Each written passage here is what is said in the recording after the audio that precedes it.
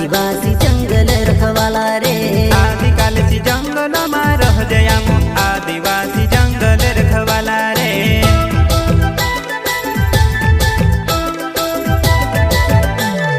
चल जंगल जमीन काज पूजे रे आदिवासी दुनिया ने रखवाला रे।